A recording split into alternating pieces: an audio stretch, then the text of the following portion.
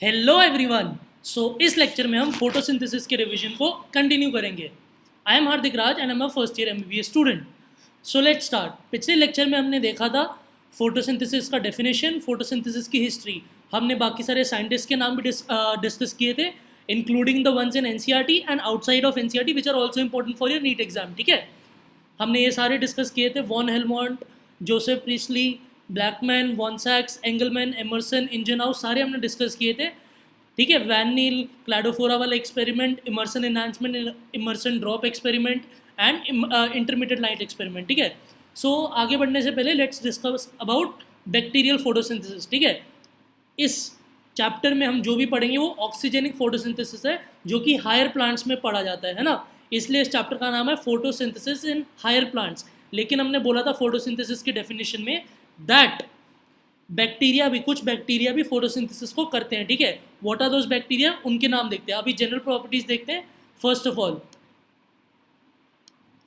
Bacterial photosynthesis is an oxygenic, this is the most important point. ठीक है, green plants में जो हो रहा था वो था ऑक्सीजेनिक। ठीक है, यहाँ पे water is not the hydrogen donor, इसके अलावा और हाइड्रोजन डोनर होंगे लेकिन वाटर नहीं होगा। ठीक है, वहाँ पर रिडक्टेंट क्या था, वहाँ पे था NADP+, यहाँ पर है NAD+। ठीक है, एंड वहाँ पे रिएक्शन सेंटर दो थे, कौन से, P680 और P700। ठीक है, यहाँ पर कौन से होंगे, B890 होगा। ठीक है, B890। ठीक है, मतलब ये 890 नैनोमीटर वाली लाइट को पकड़ेगा, which is eventually the infrared light. वहाँ पे हम देखेंगे कि that blue and red light पर होता है, यहाँ पर इंफ्रारेड लाइट में हो रहा है। ठीक है, वहाँ पे हम देखेंगे साइक्लिक और नॉन साइक्लिक फोटोफॉस्फोराइलेशन दोनों हो रहे हैं, यहाँ पे भी हो रहे हैं, लेकिन यहाँ पे डोमिनेंट कौन सा है, यहाँ पर है साइक्लिक वाला डोमिनेंट। ओके, साइक्लिक वाला इज मोर डोमिनेंट। नाउ हमें एग्जाम्पल्स भी देखने पड़ेंगे। ठीक है, आई होप आपने बायोलॉजिकल क्लासिफिकेशन में ये चीज़ पढ़ी होगी, यहाँ पर मैं आपको रिवाइज करवा रहा हूँ, है ना। So first is green sulphur bacteria. Green sulphur bacteria, these are autotrophic, hydrogen donor. देखो यहाँ पर वाटर नहीं है, यहाँ पर कौन है, हाइड्रोजन सल्फाइड है। एंड वहाँ पे पिगमेंट क्या होता है, वहाँ पर होता है क्लोरोफिल, यहाँ पर क्या है, बैक्टीरियोवायरिडिन। एंड इसका इंपॉर्टेंट एग्जाम्पल एक ही याद रखना, वही काफ़ी है, दैट इज क्लोरोबियम। ठीक है, then purple sulphur bacteria. Purple sulphur bacteria यहाँ पर क्या है, ये है autotrophic, thiosulphate and hydrogen donor. ठीक है, hydrogen donor is the thiosulphate. And यहाँ पर पिगमेंट क्या है, बैक्टीरियो क्लोरोफिल ए, एंड इसका एग्जाम्पल है Chromatium. Now purple non sulphur bacteria, ये है हेट्रोट्रॉफिक। हेट्रोट्रॉफिक इसलिए जो इसका हाइड्रोजन डोनर होगा वो एक ऑर्गेनिक सोर्स होगा, है ना। तो वो ऑर्गेनिक सोर्स क्या है, या तो सक्सिनेट, या तो मैलेट, या तो एल्कोहल। एंड इसके एग्जाम्पल दो इंपॉर्टेंट है, रोडोस्पाइरलम और रोडोस्यूडोमोनास। ठीक है, अभी मैंने यहाँ पर बात बोली थी दैट हेट्रोट्रॉफिक होगा तो उसका ऑर्गेनिक हाइड्रोजन डोनर होगा। ठीक है, तो बेसिक फॉर्म्स ऑफ न्यूट्रिशन के बेसिस पर हम लोग ऑर्गेनिजम्स को क्लासीफाई करते हैं। ठीक है, एनर्जी का सोर्स कहाँ से आ रहा है, उसका कार्बन सोर्स क्या है, ऑर्गेनिक या इनऑर्गेनिक, और उसका हाइड्रोजन डोनर क्या है, ऑर्गेनिक या इनऑर्गेनिक। इसी बेसिस पर हम ऑर्गेनिजम्स को क्लासीफाई करते हैं as photoautotrophs, photochemotrophs, chemoheterotrophs and photoheterotrophs. ठीक है, ये सारी चार क्लासेस होती हैं। नाउ अभी हम जनरल आइडिया के बारे में बात करते हैं, हम लोग वापस आते हैं अपने प्लांट्स के ऊपर। ठीक है, फोटो सिस्टम के कॉन्सेप्ट के ऊपर बात करते हैं। What is a photosystem, it is composed of light harvesting complex and a reaction centre. Light harvesting complex which is also known as the antenna complex and a reaction centre. Reaction centre कौन सा होता है, chlorophyll ए molecule. ठीक है, weather, ठीक है, चाहे कोई भी फोटो सिस्टम हो। ठीक है, अभी हम आगे देखेंगे दैट एज इनकी डिस्कवरी के ऑर्डर में इनके नाम रखे गए थे, that is PS1 and PS2। PS1 पहले डिस्कवर हुआ था इसलिए उसका नाम पहले पड़ गया, PS1 and PS2। This is not the order in which they occur in the actual physiological process. ठीक है, फिर जब हम देखेंगे फोटोफॉस्फोराइलेशन की प्रोसेस को, वहाँ पर PS2 पहले एक्ट कर रहा होगा। ठीक है, लेकिन इनकी ऑर्डर ऑफ डिस्कवरी ऐसी थी कि इसका नाम पहले पड़ा, इसलिए PS1 और दूसरा PS2। PS1 कौन सी लाइट को एब्जॉर्ब करता है, 700 वाली को। ठीक है, इसलिए इसको हम P700 भी कहते हैं। एंड PS2 किसको एब्जॉर्ब करता है, P680 को, इसलिए इसे हम P680 भी कहते हैं, है ना। नाउ बेसिक कॉन्सेप्ट यहाँ पर फिजिक्स का यही है that energy is inversely proportional to wavelength. ठीक है, तो मतलब PS1 कम एनर्जी पे काम करेगा और PS2 ज़्यादा एनर्जी पे काम करेगा। ठीक है, इसलिए अगर प्लांट्स को लो एनर्जी की सनलाइट, दैट इज ज़्यादा वेवलेंथ वाली सनलाइट अवेलेबल है, तो उसमें सिर्फ PS1 ही एक्टिवेट होगा, है ना। लेकिन अगर हमें PS2 को भी एक्टिवेट करना है तो हमें ज़्यादा से ज़्यादा एनर्जी चाहिए होगी। ठीक है। इसी बेसिस पर हम पढ़ेंगे कि दो तरह के फोटोफॉस्फोराइलेशन प्रोसेसेस होते हैं, एक होता है साइक्लिक और एक होता है नॉन साइक्लिक, ठीक है। अभी हम इस फोटो सिस्टम के कॉन्सेप्ट पर वापस आते हैं, दैट लाइट हार्वेस्टिंग कॉम्प्लेक्स क्या होता है। Light harvesting complex is made up of chlorophyll b and many carotenoid molecules, ठीक है। इनका बेसिक काम क्या होता है, इनके ऊपर जब भी लाइट पड़ती है, दैट इज फोटॉन्स इनके ऊपर जब भी पड़ते हैं, इनका इलेक्ट्रॉन एक्साइट होकर वापस इनके पास आ जाता है ना, इनका इलेक्ट्रॉन एक्साइट होकर वापस ग्राउंड स्टेट पर आ जाता है, एंड जो एनर्जी इस प्रोसेस में रिलीज होती है ये इस एनर्जी को आगे ट्रांसफर करते हैं, एंड ऐसे ही बहुत सारे मॉलिक्यूल्स मिलकर अपनी अपनी एनर्जी को ऐड करके आगे भेजते हैं, ताकि वो reaction centre that is chlorophyll A molecule के इलेक्ट्रॉन को, आउटर मोस्ट इलेक्ट्रॉन को एक्साइट करके बाहर पहुंचा सके, ठीक है। वो इलेक्ट्रॉन इतना बाहर पहुंच जाता है कि वो वापस नहीं आ पाता, ठीक है। लाइट हार्वेस्टिंग कॉम्प्लेक्स के इलेक्ट्रॉन्स बाहर जाकर ग्राउंड स्टेट पर लौट रहे थे, लेकिन क्लोरोफिल ए का मॉलिक्यूल वापस नहीं लौटेगा, ठीक है। वो साइकिल करके वापस लौटेगा, जो कि हम साइक्लिक में पढ़ेंगे, ठीक है, वरना वो ऐसे लौटता नहीं है, ठीक है। सो लाइट हार्वेस्टिंग कॉम्प्लेक्स का काम क्या हो गया, ट्रांसफर ऑफ एनर्जी, एंड इससे क्या होता है दैट क्लोरोफिल ए का हम आगे एब्जॉर्प्शन स्पेक्ट्रम पढ़ेंगे, वो एक लिमिटेड वेवलेंथ पर काम करता है, that is blue and red पर ही काम करता है, ठीक है। लेकिन हम यहाँ पर देख रहे हैं दैट लाइट हार्वेस्टिंग कॉम्प्लेक्स की प्रेजेंस की वजह से इसका वाइडर स्पेक्ट्रम हो जाता है, ताकि ये ज़्यादा स्पेक्ट्रम ऑफ वेवलेंथ को एब्जॉर्ब कर सके, ठीक है। And these also prevent the photo oxidation of chlorophyll A, this is the most important function of light harvesting complex and eventually the carotenoid molecules basically, है ना। इसका मोस्ट इंपॉर्टेंट फंक्शन यही है that it prevents the photo oxidation of chlorophyll A, because अगर light harvesting complex नहीं होता तो अगर डायरेक्ट हाई एनर्जी की सनलाइट क्लोरोफिल ए मॉलिक्यूल पर पड़ती, ठीक है, तो उसके स्ट्रक्चर को डैमेज पहुंच सकता था, जो कि ये एंटीना कॉम्प्लेक्स प्रिवेंट करता है। नाउ अभी हम पढ़ेंगे नॉन साइक्लिक फोटोफॉस्फोराइलेशन, ठीक है। नॉन साइक्लिक मतलब जब इलेक्ट्रॉन बाहर निकल गया वो उसकी तरफ वापस नहीं आएगा, ठीक है, वो कहीं और ही कंज्यूम हो जाएगा। Photo means in the presence of light, phosphorylation मतलब हम किसी चीज़ को फॉस्फोराइलेट कर रहे होंगे, है ना। नाउ लेट स्टार्ट, ठीक है। हमने पहले पढ़ा था that chlorophyll molecule is present on the thylakoid membrane, ठीक है। एंड ये फोटो सिस्टम्स के अंदर बेसिकली क्या है, क्लोरोफिल मॉलिक्यूल्स है, सो इवेंचुअली फोटो सिस्टम भी थाइलेकॉइड के मेम्ब्रेन के ऊपर होंगे। अब मैंने यहाँ पर दिखाया बाहर की तरफ स्ट्रोमा है, stroma of the chloroplast, and अंदर की तरफ थाइलेकॉइड मेम्ब्रेन का ल्यूमेन है, ठीक है, थाइलेकॉइड का ल्यूमेन है, and this is the membrane, ये जो मैंने दिखाई हुई है दिस इज द मेम्ब्रेन। सो जब भी लाइट, ये मैंने लाइट दिखाई है ऐसे, जब भी लाइट पड़ती है फोटो सिस्टम के ऊपर, पहले साइमल्टेनियसली पड़ेगी, लेकिन हम लोग ऑर्डर यहाँ से फॉलो करेंगे। जब भी फोटो सिस्टम 2 के ऊपर लाइट पड़ेगी उसका इलेक्ट्रॉन एक्साइट होगा, तो एक इलेक्ट्रॉन एक्सेप्टर उसको एक्सेप्ट करेगा, वो कौन है, फियोफाइटिन क्या करेगा, अपने इलेक्ट्रॉन को आगे पहुँचाएगा। आगे किसको पहुँचाएगा, प्लास्टोक्विनॉन को, दिस इज इंपॉर्टेंट, प्लास्टोक्विनॉन एक्चुअली क्या करता है, प्लास्टोक्विनॉन इलेक्ट्रॉन कैरियर नहीं होता है, वो एक हाइड्रोजन कैरियर होता है, ठीक है। तो अपने साथ हाइड्रोजन को लेने के लिए वो क्या करता है, इस इलेक्ट्रॉन को ले लेता है ताकि उसके ऊपर एक नेगेटिव चार्ज आ जाए, तो जो स्ट्रोमा से हाइड्रोजन होगा वो इसके ऊपर अट्रैक्ट हो जाएगा, एंड फाइनली वो इसको ल्यूमेन के अंदर भेज देगा, ठीक है। एंड देन ये प्लास्टोक्विनॉन जैसे ही उसने इलेक्ट्रॉन को लिया वो रिड्यूस हो गया, तो PQH2 में कन्वर्ट हो गया, PQH2, ठीक है। एंड सिमिलरली ये इलेक्ट्रॉन को आगे ट्रांसफर कर देगा, तो इस ट्रांसफर ऑफ इलेक्ट्रॉन में आपने देखा दैट एक हाइड्रोजन आयन अंदर की तरफ आ गया। सिमिलरली जब B6 साइटोक्रोम B6 से साइटोक्रोम F की तरफ इलेक्ट्रॉन जाएगा, वो वाला भी हाइड्रोजन एक अंदर आ जाएगा, ठीक है। And this is the main hydrogen जो कि ATP सिंथेसिस में आगे जाएगा, ठीक है। ये NCERT की भी लाइन है।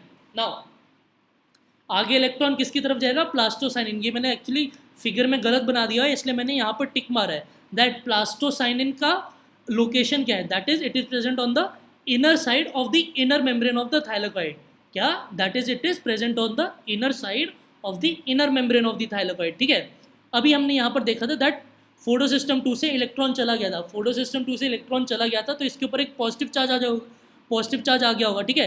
एंड पॉजिटिव चार्ज किसी भी चीज़ को पसंद नहीं है, तो ये अपना मतलब इस इलेक्ट्रो पॉजिटिविटी को ख़त्म करने के लिए कहीं और से इलेक्ट्रॉन लेगा।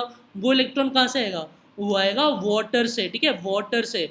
This is important, photolysis of water होगा, तो क्या प्रोड्यूस होगा, half of oxygen plus 2H plus 2 electron, तो ये 2 इलेक्ट्रॉन्स है फाइनली जो अंदर चले जाएंगे, एंड जो हाइड्रोजन प्रोड्यूस हुआ है वो लूमेन में रह जाएगा, एंड लूमेन को एसिडिक करेगा, दैट इज उसकी pH को कम करेगा, ठीक है। सिमिलरली मैंने बोला था दोनों फोटो सिस्टम साइमल्टेनियसली वर्क करेंगे, लेकिन हम अपनी अंडरस्टैंडिंग PS2 से स्टार्ट करेंगे, है ना। सो जैसे ही PS1 के ऊपर फोटोन पड़ी उसका भी इलेक्ट्रॉन एक्साइट हुआ, ठीक है, इसके ऊपर भी पॉजिटिव चार्ज आया, तो इसकी इलेक्ट्रो पॉजिटिविटी को कौन खत्म कर रहा है, ये इलेक्ट्रॉन जो कि कहाँ से आ रहा है, फोटो सिस्टम 2 से आ रहा है, एंड फोटो सिस्टम 2 को इवेंचुअली इलेक्ट्रॉन कौन प्रोवाइड कर रहा है, फोटोलिसिस ऑफ वाटर, है ना, सिंपल प्रोसेस। नाउ यहाँ पर जब इलेक्ट्रॉन एक्साइट होगा तो वो किसके पास जाएगा, फेरिडॉक्सिन रिड्यूसिंग सब्सटेंस, एंड वहाँ से जाएगा फेरिडॉक्सिन के ऊपर, फेरिडॉक्सिन से जाएगा ये NADP रिडक्टेज के पास, ठीक है। NADP रिडक्टेज फाइनली क्या करेगा, रिडक्टेज मतलब रिड्यूस कर रहा होगा, तो ये क्या करेगा, NADP को लेगा, उसके ऊपर इलेक्ट्रॉन डालेगा, हाइड्रोजन आयन लेगा, कहाँ से, स्ट्रोमा से हाइड्रोजन आयन लेगा, एंड उसको NADP प्लेट डालेगा, एंड क्या प्रोड्यूस करेगा, NADPH। अब हमने देखा था ल्यूमन के अंदर हाइड्रोजन आयन इकट्ठा हो रहे हैं, ठीक है। अभी इस हाइड्रोजन आयन को हम बाहर की तरफ फेंकेंगे, दैट इज स्ट्रोमा की तरफ फेंकेंगे, ठीक है। कौन काम आएगा, वही F0 F1 जो कि हमने माइटोकॉन्ड्रिया में भी देखा था। यहाँ पर F1 किसकी तरफ फेस कर रहा होगा, स्ट्रोमा के अंदर फेस कर रहा होगा, ये हमने वहाँ पे भी डिस्कस किया था।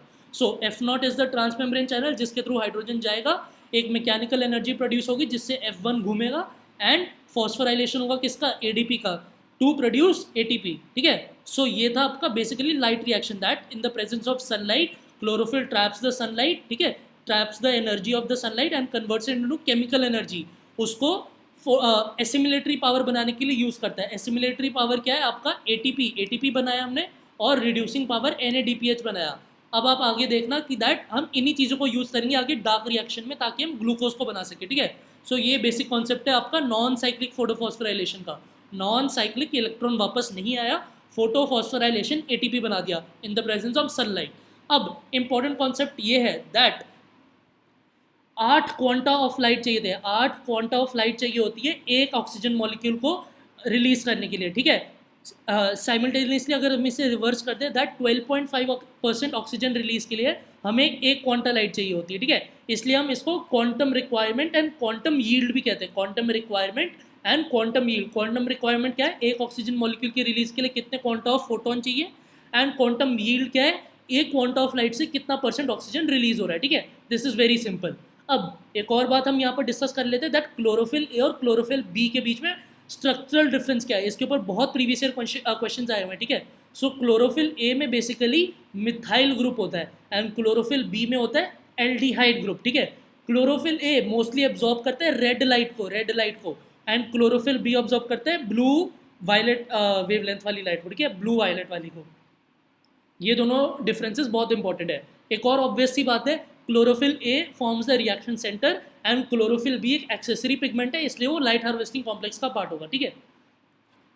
नाउ साइक्लिक में क्या होगा, साइक्लिक में मैंने जैसे पहले बोला था, कम एनर्जी की लाइट आएगी तो उसकी वेवलेंथ ज़्यादा होगी, मतलब 700 के आसपास वाली, मतलब उससे सिर्फ फोटो सिस्टम 1 काम करेगा, 2 काम नहीं करेगा।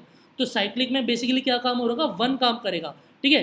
तो साइक्लिक मतलब उसके पास इलेक्ट्रॉन वापस पहुंच जाएगा, तो जैसी लाइट उसके ऊपर पड़ी, इलेक्ट्रॉन एक्साइट हुआ, फेरिडॉक्सिन के पास गया, लेकिन फेरिडॉक्सिन से वो NADP+ के पास नहीं जाएगा, ठीक है। NADP रिडक्टेज के पास वो इलेक्ट्रॉन नहीं जाएगा, वो किसके पास उल्टा चला जाएगा, प्लास्टोसाइनिन के पास।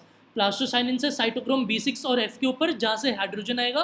फेरिडॉक्सिन से जब प्लास्टोसाइनिन की तरफ आएगा इलेक्ट्रॉन, तब भी एक हाइड्रोजन अंदर आएगा, फिर यहाँ से जाएगा प्लास्टोक्विनॉन के पास, एंड वापस लौट कर आ जाएगा फोटो सिस्टम 1 की तरफ, ठीक है। तो ये देखा आपने, शटल हो गया, वापस एक ही जगह पर आ गया इलेक्ट्रॉन, इसलिए हम इसे साइक्लिक कह रहे हैं, ठीक है। एंड सिंस यहाँ पर 2 ATP प्रोड्यूस हो रहे हैं, तो यहाँ पे एक इंपॉर्टेंट डिफरेंस बन जाता है as compare to non cyclic. Non cyclic में हमने देखा था एक ATP प्रोड्यूस हुआ और एक क्या कहते हैं, एक NADPH प्रोड्यूस हुआ, लेकिन यहाँ पर हम देख रहे हैं दैट 2 ATP प्रोड्यूस हुए, लेकिन एक भी NADPH प्रोड्यूस नहीं हुआ, है ना। सो यहाँ पर डिफरेंसेस बहुत इंपॉर्टेंट होते हैं साइक्लिक और नॉन साइक्लिक के बीच में।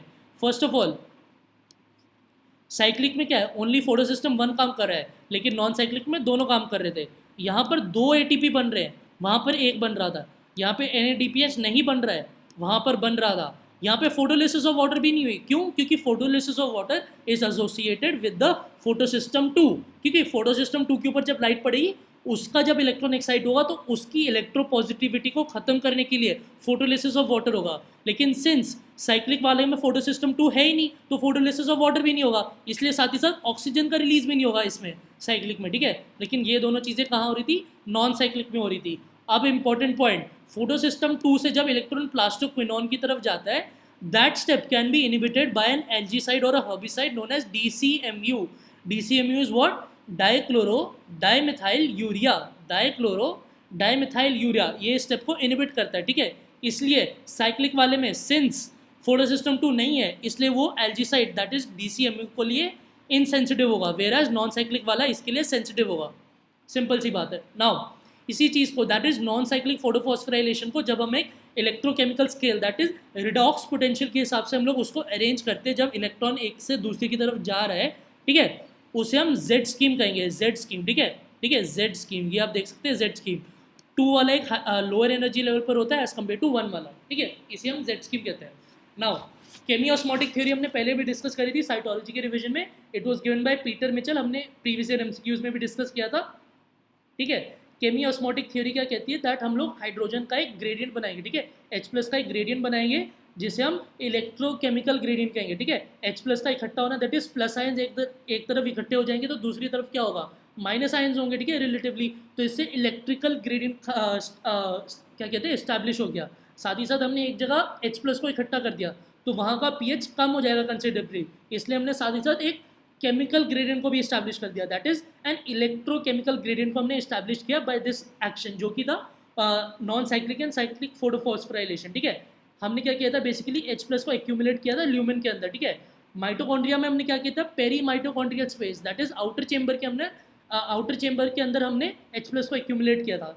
This is due to photolysis and during transfer of electron remove from the stoma, ठीक है। इसके 3 पॉइंट्स है बेसिकली। H+ में मतलब हमने देखा दैट ल्यूमेन के अंदर एसिडिक नेचर ज़्यादा है। एसिडिक नेचर क्यों ज़्यादा है, उसके 3 कारण हैं। First of all photolysis of water से जो हाइड्रोजन आया था वो ल्यूमेन के अंदर रहा। Second point, transfer of electron के टाइम हमने देखा था एक प्लास्टिक क्विनॉन से अंदर आया था एंड एक साइटोक्रोम B6 से F की तरफ जाते तब एक हाइड्रोजन अंदर आया था, ठीक है। वहाँ पर भी हाइड्रोजन अंदर आया तो वहाँ पे ल्यूमेन के अंदर एसिडिक नेचर क्रिएट होता। साथ ही साथ जब NADP रिडक्टर्स ने NADP+ से NADPH बनाया था वहाँ पर हमने स्ट्रोमा से रिमूव किए थे, ठीक है, तो वहाँ पे डेफिशिएंसी क्रिएट करी थी, इसलिए हमने ग्रेडियंट ऐसे एस्टैब्लिश किया 3 पॉइंट्स के जरिए। अब एनसीईआरटी के इंपॉर्टेंट लैंड है जो कि एक इंपॉर्टेंट MCQ भी बन सकता है, that what are the requirements for the establishment of a chemiosmotic gradient, ठीक है। दीज आर अ मेम्ब्रेन, ठीक है, मेम्ब्रेन हमने पढ़ा किसकी मेम्ब्रेन थी, थाइरोइड की मेम्ब्रेन थी। एक ग्रेडियंट, हमने एक ग्रेडियंट भी बनाया था, प्रोटॉन पंप भी चाहिए, प्रोटॉन पंप भी चाहिए, और साथ ही साथ ATP synthesis that is F0 F1 particle या तो ऑक्सीजोम। ऑक्सीजोम्स टर्म को किसने कॉइन किया था, याद करिए, लेनिंजर ने कॉइन किया था, ठीक है। ऐसे आपको इंटरकनेक्ट करना है जो भी आपको इन्फॉर्मेशन पता है। अब हमने लाइट क्या कहते हैं, लाइट रिएक्शन को तो पढ़ ही लिया है। Now let's study about the dark reaction. Dark reaction में हम क्या करेंगे, जो लाइट रिएक्शन में एसिमुलेटरी पावर बनी थी दैट इज ATP और NADPH, उसको यूज़ कर हम क्या बनाएंगे, अपना ग्लूकोज बनाएंगे, वही हमारा मेन काम है। हमने बेसिकली हमें ये तो पता है दैट फोटोसिंथेसिस कहाँ पर होता है, ग्रीन पार्ट्स ऑफ प्लांट्स में होता है, बेसिकली लीव्स में होता है। लीव्स के अंदर आपने अगर एनाटॉमी ऑफ फ्लावरिंग प्लांट्स पढ़ा है तो बेसिक सेल स्ट्रक्चर कौन सा है, उसमें मीजोफिल सेल्स है, मीजोफिल सेल्स। अभी हम C3 प्लांट्स की बात करें, C3 प्लांट्स, अब आगे आपको पता चल जाएगा that what is the main difference between C3 C4 and CAM plants, आगे पढ़ेंगे, डोंट वरी, ठीक है। सो मीजोफिल सेल के अंदर C3 साइकिल चल रही है, C3 साइकिल को हम केल्विन साइकिल भी कहते हैं, ठीक है, Calvin cycle. Now Calvin cycle is basically what, the dark reaction. अब हमें क्या करना है, रिबुलोज 1,5 बिसफॉस्फेट, ठीक है, ये हमारा मेन एक्सेप्टर है किसका, कार्बन डाइऑक्साइड का, ठीक है। मेन एंजाइम जो काम आएगा C3 साइकिल में हमने पढ़ा था that dark reaction is basically an enzymatic reaction which is dependent on the temperature, and इसका टेम्परेचर कोएफिशिएंट कितना है 2 to 3, दैट इज हर 10 डिग्री सेल्सियस राइज पर 2 से 3 टाइम्स इसका रेट ऑफ रिएक्शन बढ़ जाता है, ठीक है। मेन एंजाइम कौन सा है इसका, रिबुलोज है, ठीक है, रुबिस्को का फुल फॉर्म क्या है, रिबुलोज 1,5 बिसफॉस्फेट कार्बोक्सिलेज ऑक्सीजनेज, ठीक है। इसमें 2 डोमेन्स है, कार्बोक्सिलेज और oxygenase, depending on the environmental conditions, ठीक है, ये किसी भी तरह एक्ट कर सकता है। कार्बोक्सिलेज मतलब उसके ऊपर कार्बोक्सिलेशन भी हो सकता है, या तो ऑक्सीजनेज या तो ऑक्सीजनेशन भी हो सकता है, ठीक है। हम आगे फोटो रेस्पिरेशन भी पढ़ेंगे अपनी आखिरी स्लाइड में, ठीक है, तो उसको भी ध्यान रखना है, ठीक है। रुबिस्को है, रुबिस्को एंजाइम की प्रेजेंस में क्या हो रहा है, कार्बन डाइऑक्साइड किसके साथ जुड़ रहा है, रिबुलोज 1,5 बिसफॉस्फेट में, ठीक है। This is a 5 carbon compound and एक कार्बन डाइऑक्साइड ऐड कर रहे हैं, ठीक है। लेकिन हमें बनाना है क्या, हमें फाइनली बनाना है C6H12O6 that is glucose which is a 6 carbon compound. इसलिए हमें कितने CO2 चाहिए होंगे, 6 CO2।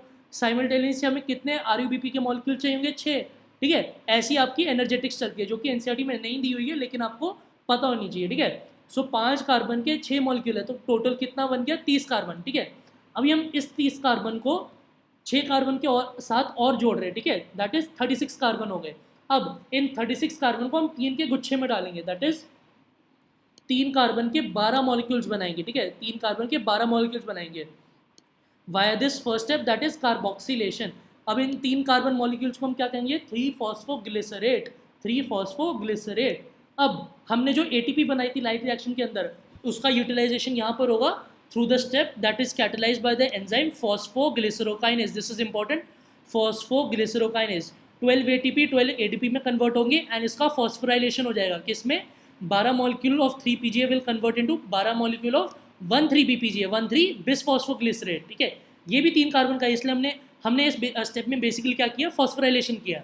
अब हम क्या करेंगे, इसका रिडक्शन करेंगे, ठीक है। हम क्या यूज़ करेंगे, रिडक्शन पावर जो हमने बनाई थी लाइट रिएक्शन में दैट इज 12 NADPH, उसको हम ऑक्सीडाइज करेंगे एंड इसके ऑक्सीडेशन में साइमल्टेनियसली 13 बीपीजे रिड्यूस हो जाएगा।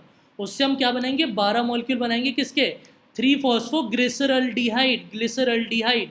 वहाँ पर ग्लिसरेट था, एसिटिक था, ठीक है, एसिड था वो। यहाँ पर क्या बन चुका है, ये बन चुका है एल्डिहाइड, मतलब रिडक्शन हो चुका है, ठीक है। सो यहाँ पर क्या यूज़ हो रहे हैं, 12 NADPH के मॉलिक्यूल्स यूज़ हो रहे हैं। सो दिस एंटायर स्टेप, ये दोनों स्टेप्स मिलाकर इज द रिडक्शन स्टेप, ठीक है। सो रिडक्शन स्टेप में बेसिकली क्या हो रहा है, 12 ATP कंज्यूम हो रहे हैं और 12 NADPH कंज्यूम हो रहे हैं। नाउ अभी भी हमारे पास कितने 36 कार्बन है, 36 कार्बन है। इसमें से हमें 6 कार्बन निकाल लेने, क्यों, क्योंकि हमें ग्लूकोज बनाना है। तो हम इसमें से 3 कार्बन के मॉलिक्यूल्स है, तो इसमें से 3 कार्बन के मॉलिक्यूल्स निकाल लेंगे। क्या बोला मैंने, 3 कार्बन के मॉलिक्यूल निकाल लेंगे ताकि 6 कार्बन बन जाए, जिससे हम ग्लूकोज बना लेंगे। बाकी बचे कितने, 30 कार्बन। 30 कार्बन को हम रीजनरेट कर देंगे, किस फॉर्म में, वही इनिशियल फॉर्म में, दैट इज RUBP। 6 मॉलिक्यूल बना देंगे 5 कार्बन के RUBP के, ठीक है। इस स्टेप को हम क्या कहेंगे, रीजनरेशन। लेकिन इसमें भी ATP लगेगी, दैट इज 6 ATP लगेगी, ठीक है। दिस इज इंपॉर्टेंट, ठीक है, क्योंकि NCERT में ये चीज़ नहीं दी हुई है दैट रीजनरेशन में और रिडक्शन में एक्चुअली कितना एनर्जी कंज्यूम हो रहा है, ठीक है। सो रिडक्शन में क्या था, 12 ATP 12 NADPH, और रीजनरेशन में क्या था, 6 ATP।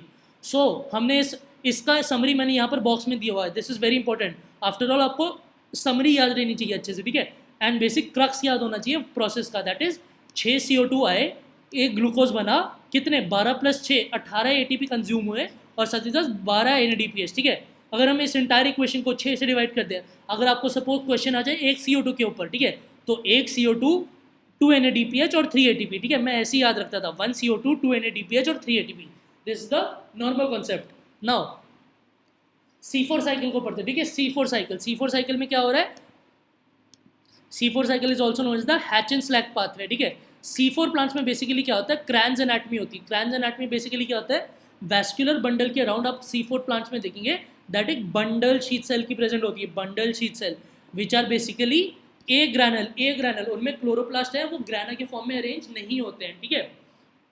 C4 साइकिल में बेसिकली क्या होता है, फोटोसिंथेसिस की एफिशिएंसी ज़्यादा होती है, बिकॉज उनमें हाईलाइट कंडीशंस के अंदर वहाँ पर फोटो रेस्पिरेशन की प्रोसेस नहीं होती है, जो कि वेस्टफुल प्रोसेस मानी जाती है।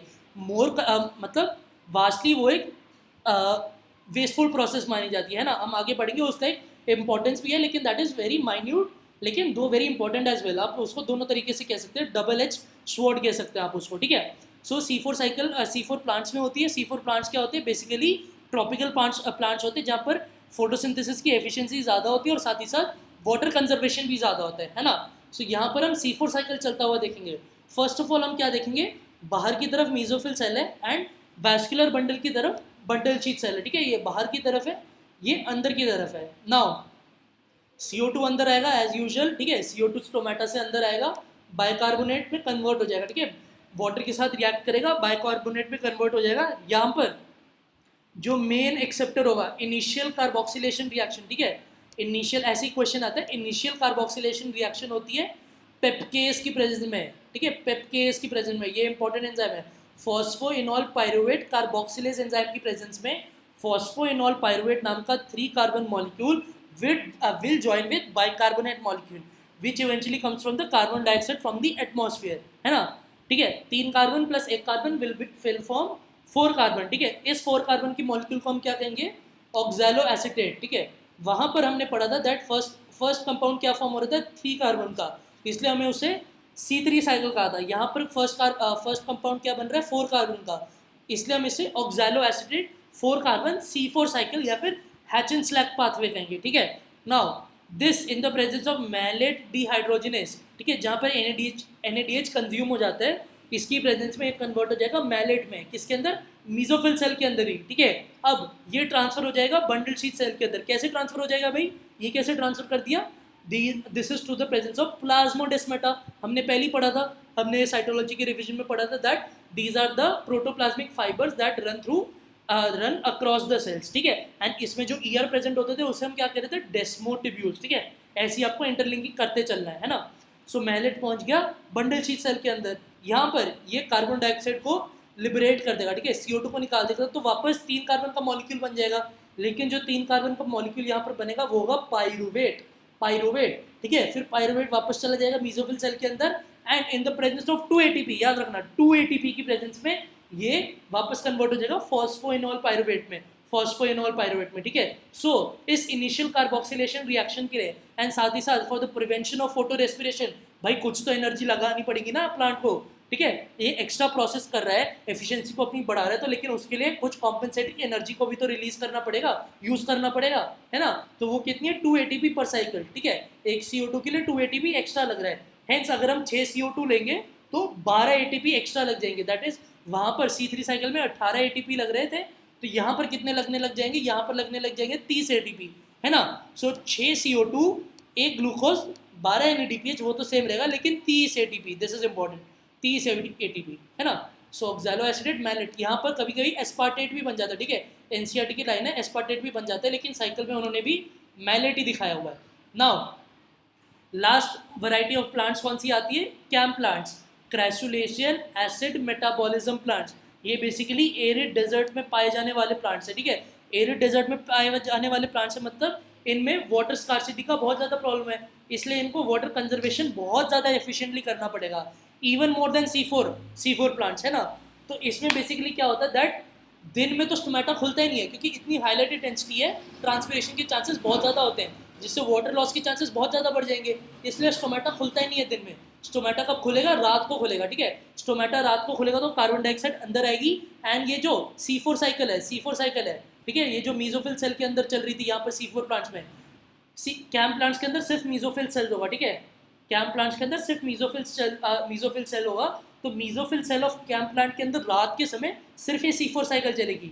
हमने बात करी थी जब ये मैलेट CO2 को यहाँ पर BSC में रिलीज कर देगा बंडल शीथ सेल में, तो ये CO2 इनकॉर्पोरेट हो जाएगी C3 साइकिल में, जो हमने पहले पढ़ी थी, ठीक है। वही same RUPP, PGA, 1,3-BPGA, PGAL, that is phosphoglyceraldehyde, वापस रीजनरेट कर जाएगा RUPP में, ठीक है। तो ये CO2 वहाँ पर चली जाएगी, ठीक है। Final carboxylation, final carbon fixation वाला स्टेप, ठीक है, BSC में होगा, लेकिन इनिशियल कार्बोक्सिलेशन की रिएक्शन C4 प्लांट्स के अंदर किसके अंदर होगी, दैट इज MSC के अंदर, ठीक है। मैं शॉर्ट फॉर्म ही यूज करता था हमेशा।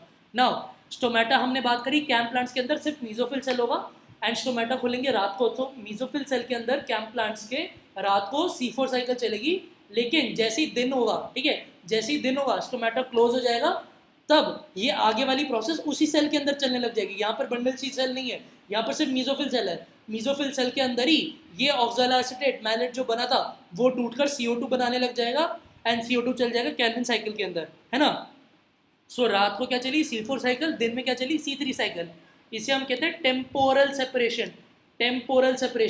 C4 प्लांट्स के अंदर क्या हो रहा है, स्पेशियल सेपरेशन, दैट इज दो डिफरेंट तरह के सेल्स के अंदर दो डिफरेंट तरह के साइकिल चल रहे हैं। कैम प्लांट्स के अंदर क्या हो रहा है, दो डिफरेंट तरह के रिएक्शन एक ही सेल के अंदर चल रहे हैं, लेकिन दो डिफरेंट कंडीशंस में चल रहे हैं। C4 साइकिल चल रहा है रात को, C3 साइकिल चल रहा है दिन में, ठीक है। This known as temporal separation, temporal separation, this is very important, ठीक है। कैम प्लांट्स NCERT में नहीं दिए हुए, लेकिन these are very important. Now last slide है अपनी फोटो रेस्पिरेशन की, ठीक है। हमने पहली बात करी थी that it is a wasteful process, it only happens in the C3 plants, and हमने बात करी थी since there is the presence of peptase enzyme that forms the initial carboxylation reaction, ठीक है, इसलिए C4 प्लांट्स के अंदर फोटो रेस्पिरेशन की प्रोसेस नहीं होती है।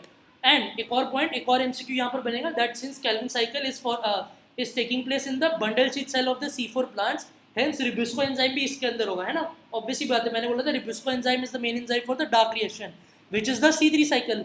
C3 साइकिल चल रही है BSC के अंदर, तो रिब्यूस्को भी किसके अंदर पाया जाएगा, BSC के अंदर। MSC के अंदर रुबिस्को नहीं होगा, जबकि वहाँ पर होगा पेप्केज एंजाइम, ठीक है, जो कि ओवरऑल फोटोसिंथेटिक एफिशिएंसी को बढ़ा रहा होगा। Now let's come to photorespiration, जो कि किसके अंदर हो रहा है, सिर्फ C3 प्लांट्स के अंदर हो रहा है, C3 प्लांट्स के अंदर हो रहा है, सिर्फ C4 के अंदर नहीं हो रहा है। C3 प्लांट्स के एग्जाम्पल क्या है, वीट, राइस, सोयाबीन, बार्ली, ठीक है, ये कॉमन एग्जाम्पल्स है। अब C3 प्लांट्स में भी कौन सी कंडीशंस के अंदर होता है, ठीक है, सेनिसेंट लीफ हो, अगर कोई बहुत बॉडी लीफ हो, हाई टेम्परेचर कंडीशंस हो, CO2 का कॉन्सेंट्रेशन कम हो, लाइट इंटेंसिटी बहुत ज़्यादा हो और ऑक्सीजन का कॉन्सेंट्रेशन बहुत ज़्यादा हो, ठीक है। ऑब्वियस ही बात है, जब फोटोसिंथेसिस की नॉर्मल प्रोसेस हो रही होगी तब क्या होगा, CO2 की कॉन्सेंट्रेशन एटमॉस्फेयर में ज़्यादा होगी, ऑक्सीजन की कम होगी, ठीक है। इसको हम रिवर्स कर देंगे, ठीक है, फोटो रेस्पिरेशन इसलिए इसका नाम है, दैट ऑक्सीजन को यूज करके CO2 को बाहर निकाल रहा है प्लांट, ठीक है। जनरली हम रेस्पिरेशन किस में देखते हैं, एनिमल्स में देखते हैं, लेकिन यहाँ पर क्या हो रहा है, प्लांट्स फोटो रेस्पायर कर रहे हैं, that is in the presence of sunlight, वो ऑक्सीजन को कंज्यूम कर रहे हैं instead of liberating it, and carbon dioxide को लिबरेट कर रहे हैं इंस्टेड ऑफ कंज्यूमिंग इट, ठीक है, इसलिए हम इसे फोटो रेस्पिरेशन कह रहे हैं। This is the basic concept. Now ये कब कब हो रहा है, हाई टेम्परेचर में हो रहा है, फोटोसिंथेसिस की उल्टी कंडीशंस कौन कौन सी हो जाएगी, CO2 कम, ऑक्सीजन ज़्यादा, एंड जब लाइट की इंटेंसिटी बहुत ज़्यादा हो, ठीक है, तब ये फोटो रेस्पिरेशन की साइकिल चलती है। इसे हम C2 साइकिल भी कहते हैं, क्यों, क्योंकि इसमें सबसे पहला कंपाउंड जो बन रहा होगा that is two phosphoglycolate, that is basically 2 carbon compound, ठीक है। Now this is also known as PCO cycle, that is photochemical oxidation cycle, ठीक है। ये कहा जाता है this is probably the only advantage of running photorespiration in these plants, that is C3 plants, ठीक है, क्योंकि हमने देखा दैट अगर हाईलाइट इंटेंसिटी में फोटो रेस्पिरेशन हो रहा है तो हाईलाइट इंटेंसिटी से क्या हो सकता है कि फूड ऑक्सीडेशन हो सकता है, किसका, क्लोरोफिल ए मॉलिक्यूल का, दैट इज उसके स्ट्रक्चर को डैमेज पहुंच सकता है। सो पॉसिबल एक हाइपोथेसिस है दैट क्या पता फोटो रेस्पिरेशन की प्रोसेस लाइट इंटेंसिटी को मतलब लाइट, ये जो हाईलाइट इंटेंसिटी है उसके इफेक्ट को क्लोरोफिल ए तक ना पहुंचने दिया हो एंड उसके फोटो ऑक्सीडेटिव डैमेज को प्रिवेंट करती हो, ठीक है। This is a proposed advantage of photorespiration, लेकिन mainly this is a wasteful process, क्यों, क्योंकि इसमें हम ATP भी यूज कर रहे हैं, ऑक्सीजन को रिलीज भी नहीं कर रहे हैं, ठीक है, एंड ग्लूकोज भी नहीं बना पा रहे हम, ठीक है। This is the main thing. Now C2 cycle basically 3 organelles के अंदर चलती है, ठीक है, CPM, इसी ऑर्डर में आपको याद रखना है, CPM, क्लोरोप्लास्ट, पेरोक्सिसोम और माइटोकॉन्ड्रिया। मेन एंजाइम क्या है, ग्लाइकोलेट ऑक्सीडेज, जो कि किस में पाया जाएगा, पेरोक्सिसोम में, मैंने इसको एब्रीविएट किया जियो से, ठीक है। अब CO2 किस में रिलीज होगी, माइटोकॉन्ड्रिया के अंदर, ठीक है। CPM आपको सबका, चाहे आपको ये एंटायर प्रोसीजर ना ही याद हो, ठीक है, ये आपकी कॉन्सेप्चुअल क्लैरिटी के लिए, लेकिन आपको ये चीज़ अगर याद नहीं भी है, लेकिन आपको 1, 2, 3 पॉइंट तो बिल्कुल याद होनी चाहिए, ठीक है, चाहे NCERT में दी हो चाहे ना दिए हो, ठीक है। ये आपकी कॉन्सेप्चुअल क्लैरिटी के लिए, आपको याद हो नहीं भी चलता है, ठीक है, लेकिन ये आपको जरूर याद होनी चाहिए दैट ग्लाइकोलेट ऑक्सीडेज नाम का एंजाइम किस में पाया जा रहा है, पेरोक्सिसोम। तो P का फंक्शन हो गया, C का फंक्शन क्या है, that the initial step of the photo respiration, that is RUBP accepting the molecule of oxygen instead of carbon dioxide, ठीक है। रुबिस्को कौन सी एक्टिविटी दिखा रहा है यहाँ पर, ऑक्सीजनेज वाली एक्टिविटी दिखा रहा है, तो ये ऑक्सीजनेज वाली एक्टिविटी कहाँ पर दिखाई जाती है, क्लोरोप्लास्ट के अंदर, ऑब्वियस ही बात है। सो इनिशियल स्टेप किसके अंदर है, क्लोरोप्लास्ट के अंदर। ग्लाइकोलेट ऑक्सीडेज नाम का एंजाइम किसमें, पेरोक्सिसोम के अंदर, और CO2 कहाँ पे रिलीज हो रही है, CO2 कहाँ पे रिलीज हो रही है, माइटोकॉन्ड्रिया के अंदर। These are the main 3 points.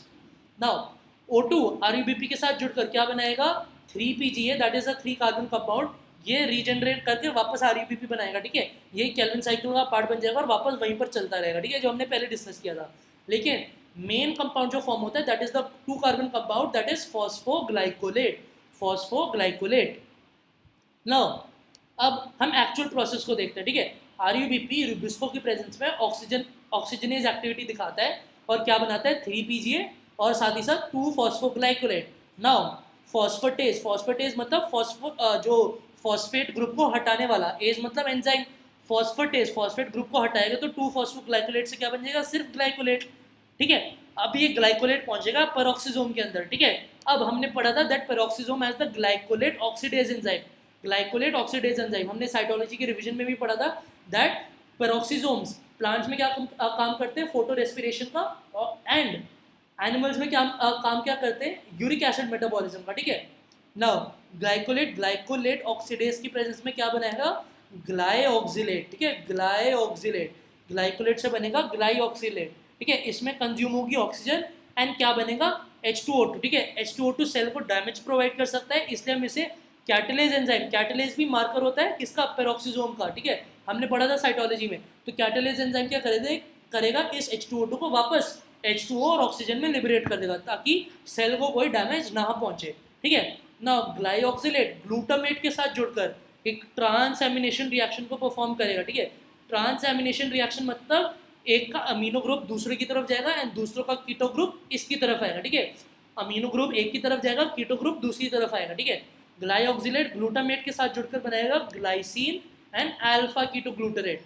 Now ये जो ग्लाइसिन बना है ये फर्दर जाएगा माइटोकॉन्ड्रिया के अंदर and this will undergo oxidative decarboxylation and deamination. याद रखना, ऑक्सीडेटिव दैट इज ऑक्सीडाइज हो रहा होगा तो कोई और चीज रिड्यूस हो रही होगी, क्या रिड्यूस हो रहा है, NADP प्लस NADH में रिड्यूस हो रहा है, डीकार्बोक्सिलेशन CO2 रिमूव हो रहा है, डीएमिनेशन अमोनिया रिलीज हो रहा है, ठीक है। Glycine undergoes oxidative decarboxylation and deamination to form serine, serine, ठीक है। ये सेरीन वापस लौटेगा पेरोक्सिसोम में, ठीक है। एंड अल्फा कीटो ग्लूटरेट से कीटो ग्रुप इसके साथ जुड़ेगा एंड क्या बनेगा, अल्फा कीटोसेरीन, ठीक है। तो जो ग्लाइऑक्सिलेट प्लस ग्लूटामेट से glycine plus alpha ketoglutarate वाला रिएक्शन था उसमें साथ ही साथ क्या होगा, अल्फा कीटोसेरीन किस में कन्वर्ट हो जाएगा, हाइड्रोक्सी पायरुवेट में, ठीक है। बाय प्रोडक्ट है इस रिएक्शन का, ठीक है। ये रिएक्शन भी साथ साइड बाय साइड चलती रहेगी। दैट इज ग्लाइऑक्सिलेट जब ग्लूटामेट के साथ जुड़कर glycine plus alpha ketoglutarate बनाएगा, साथ ही साथ अल्फा कीटोसेरीन हाइड्रोक्सी पायरुवेट में कन्वर्ट हो जाएगा।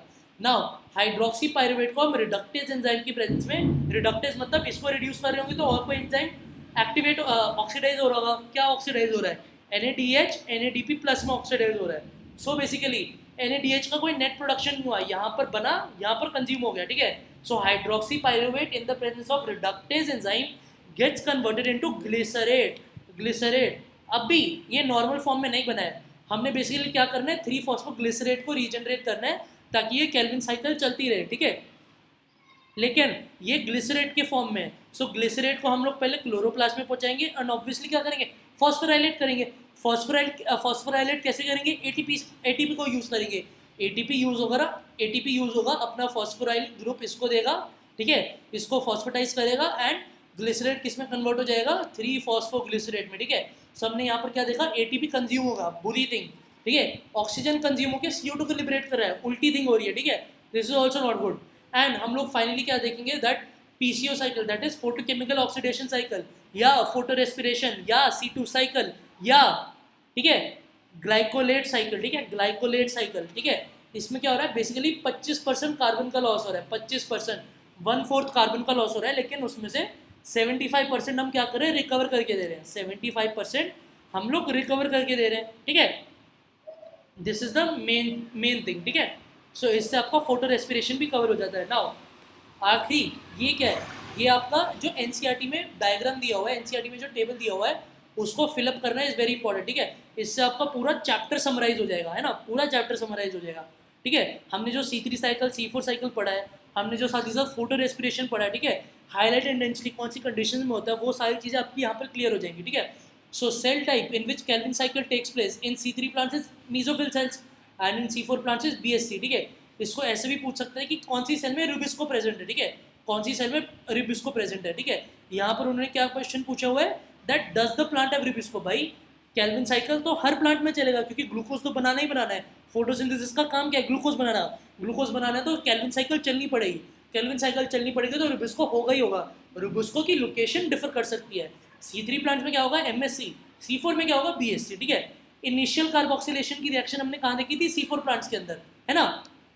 C4 प्लांट्स के अंदर हमने देखी थी MSC सेल्स के अंदर, कौन करवा रहा था, पेप्केज। लेकिन C3 प्लांट्स के अंदर जो एक कार्बोक्सिलेशन है वही इनिशियल कार्बोक्सिलेशन है, वही कार्बन फिक्सेशन की स्टेप है ना। सो वो कहाँ पर हो रही है, इवेंचुअली MSC के अंदर एक ही कार्बोक्सिलेशन हो रही है।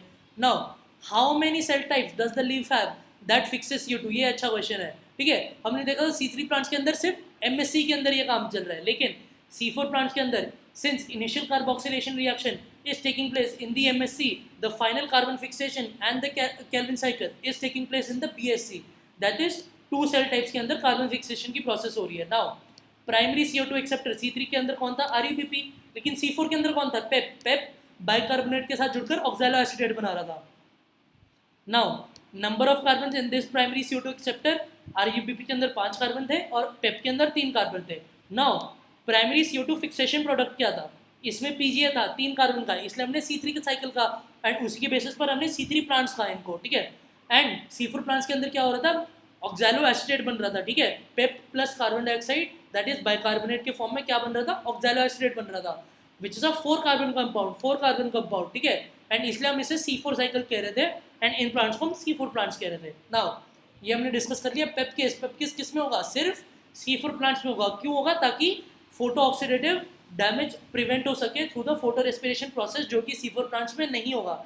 C4 प्लांट्स के अंदर फोटो रेस्पिरेशन की प्रोसेस को अवॉइड करने के लिए हम पेपकेज एंजाइम को MSC के अंदर रखते हैं, ताकि ओवरऑल फोटोसिंथेटिक एफिशिएंसी बढ़ जाए, है ना। सो C4 प्लांट्स के अंदर होगा, C3 के अंदर नहीं होगा। In which cells in the plant is the rubisco, यहाँ पर MSC, यहाँ पर BSC, ठीक है। ये बहुत अच्छे क्वेश्चन हैं, फ्रीक्वेंटली इन्हीं क्वेश्चंस के ऊपर बेसिकली आपकी नॉलेज को जज किया जाएगा, है ना। So now CO2 fixation rate under highlight conditions, since C3 plants के अंदर फोटो रेस्पिरेशन चल रहा है तो फोटोसिंथेटिक एफिशिएंसी कम हो जाएगी, है ना। लेकिन C4 प्लांट्स के अंदर ऐसा कोई कंडीशन नहीं है, and these plants thrive in highlight conditions also, because tropical conditions में ये पाए जाते हैं, हेंस इनका फोटोसिंथेटिक एफिशिएंसी हाई होगा, है ना। फोटो रेस्पिरेशन लो लाइट इंटेंसिटी में दोनों प्लांट्स में नहीं होगी, C4 में तो होती नहीं है, लेकिन हमने क्या डिस्कस किया था, C3 में भी कब होगी, जब हाई लाइट इंटेंसिटी होगी। Now photo respiration at high light intensity, ठीक है, C4 में तो होनी है लेकिन C3 में हो जाएगी। नाउ फोटो रेस्पिरेशन लो CO2 कॉन्सेंट्रेशन, यस ऑब्वियसली होगी C3 के अंदर, एंड C4 के अंदर तो होती नहीं है। Now photo respiration and high CO2 concentration, उसमें तो फोटोसिंथेसिस होगा अच्छा खासा, ठीक है, तो दोनों में नो आ जाएगा। आई होप आपको अच्छे से समझ आ रहा है। It is acting as a overall summary, जो भी मैंने आपको अभी तक रिवाइज करवाया। नाउ टेम्परेचर ऑप्टिमम, सिंस ये हाई टेम्परेचर्स पर फोटो रेस्पिरेशन को परफॉर्म करते हैं, ठीक है, एंड लोअर टेम्परेचर्स पर, ठीक है, कंसिडरेबली लोअर टेम्परेचर्स पर ये फोटोसिंथेटिक एक्टिविटी इनकी हाई रहती है, इसलिए इनकी temperature optimum generally 20 to 25 degree Celsius पे रहती है, ठीक है। टेम्परेट ऑर्गेनिजम्स कहलाते हैं, एंड जो ट्रॉपिकल C4 प्लांट्स हैं वो 30 to 40 डिग्री सेल्सियस पे थ्राइव करते हैं। इनके एग्जांपल्स क्या है, corn, sugarcane, crab grass, and C3 के हमने ऑलरेडी डिस्कस किए थे, that is wheat and rice. Now this is the end of the slide show. I hope आपकी सारी चीज़ें रिवाइज हो गई हो। मैं आपको दिखा देता हूँ हमने क्या क्या डिस्कस किया था। इसमें हमने डेफिनेशन के साथ स्टार्ट किया था, फिर हिस्ट्री पढ़ी थी, हमने वेरियस साइंटिस्ट पढ़े थे, क्लोरोप्लास्ट का स्ट्रक्चर हमने देखा था, ठीक है, क्लोरोप्लास्ट का स्ट्रक्चर हमने साइटोलॉजी में भी देखा था, फोटो सिस्टम के कॉन्सेप्ट को हमने देखा था, light harvesting complex, antenna complex क्या होता है, रिएक्शन सेंटर क्या होता है, दो तरह के फोटो सिस्टम क्या होता है, नॉन साइक्लिक, साइक्लिक फोटोफॉस्फोराइलेशन क्या होता है, केमियोस्मोटिक थ्योरी क्या होती है, उसने किसने उसको दिया था, दैट वाज पीटर मिचेल ने उसको दिया था, ठीक है। केल्विन साइकिल क्या होता है, मेल्विन केल्विन नाम के साइंटिस्ट ने उसको दिया था, ठीक है। C3 साइकिल भी इसको कहते हैं, ठीक है। एंड C4 साइकिल क्या होता है, हैचन स्लैग पाथवे क्या होता है, क्रैन्स एनाटमी क्या होती है, क्रैन्स एनाटमी क्या होती है, ठीक है। साथ ही साथ हमने कैंप प्लांट्स को भी देखा था, जो कि NCERT में नहीं दिए हुए हैं, ठीक है, एरिड डेजर्ट्स में पाए जाने वाले कैंप प्लांट्स, ठीक है। उसमें क्या हो रहा था, टेम्पोरल सबमिशन, टाइम के हिसाब से। C4 प्लांट्स में क्या हो रहा था, special submission, special separation, that is cell type के हिसाब से, MSC BSC, है ना। और क्या हमने पढ़ा, फाइनली हमने इन सारी चीज़ों को समराइज करा, फोटो रेस्पिरेशन को भी पढ़ा, उसकी कंसेप्चुअल क्लैरिटी को क्लियर किया, ठीक है। उसके 3 स्टेप्स को इंपॉर्टेंटली ध्यान में रखा, दैट इज, ठीक है, दैट इज सबसे पहला स्टेप, दैट इज O2 जुड़ रहा है RUBP के साथ, रिबिस्को एंजाइम की प्रेजेंस में क्या बना रहे हैं, 3 PGA एंड 2 कार्बन 2 फॉस्फोग्लाइकोलेट, ठीक है, 2 फॉस्फोग्लाइकोलेट, ठीक है। यहाँ पर ही रिवाइज कर लेते हैं, आपके मन में कॉन्सेप्चुअल क्लैरिटी होनी चाहिए, ठीक है। 2 फॉस्फोग्लाइकोलेट क्या करेगा, फॉस्फेटेज एंजाइम के द्वारा ग्लाइकोलेट में टूट जाएगा, ग्लाइकोलेट जाएगा पेरोक्सिसोम के अंदर, ग्लाइकोलेट ऑक्सीडेज एंजाइम काम करेगा, ठीक है, जो कि साथ ही साथ H2O2 को भी जनरेट करेगा, लेकिन जो इवेंचुअली मेटाबोलाइज हो जाएगा बाय कैटालेज एंजाइम, ठीक है। अब हमने इससे क्या बनाया, ग्लाइऑक्सिलेट, ग्लाइऑक्सिलेट क्या करेगा, ग्लूटामेट के साथ जुड़कर क्या बनाएगा, ग्लाइसिन और अल्फा कीटोग्लूटारेट, साथ ही साथ क्या होगा, अल्फा कीटोसिरीन किस में कन्वर्ट हो जाएगा, हाइड्रोक्सी पाइरुवेट में। ये जो ग्लाइसिन बना है ये माइटोकॉन्ड्रिया के अंदर जाएगा, क्या अंडरगो करेगा, ऑक्सीडेटिव डीकार्बोक्सिलेशन, डीएमिनेशन, NADH बनेगा, CO2 रिलीज होगी, अमोनिया रिलीज होगी, क्या बनेगा, सीरीन, सीरीन वापस आएगा, अल्फा कीटोग्लूटारेट के साथ जुड़कर क्या बनेगा, अल्फा कीटोसीरीन, उससे क्या बनेगा, hydroxy pyruvate, hydroxy pyruvate reductase enzyme की प्रेजेंस में NADH कंज्यूम हो जाएगा, क्या बनेगा, ग्लिसरेट, ग्लिसरेट पहुंचेगा वापस क्लोरोप्लास्ट के अंदर, ठीक है, ग्लिसरेट पहुंचेगा वापस क्लोरोप्लास्ट के अंदर, जहाँ पर एटीपी की प्रेजेंस में किसको रीजनरेट कर देगा 3 PGA को, ठीक है। ऐसे ही आपका पूरा रिवाइज हो गया, ठीक है। एंड फाइनली हमने वो टेबल देखा था एनसीईआरटी का, which is very important. So listening to this lecture, I hope आपकी सारी चीज़ें रिवाइज हो गई हो। Thank you very much.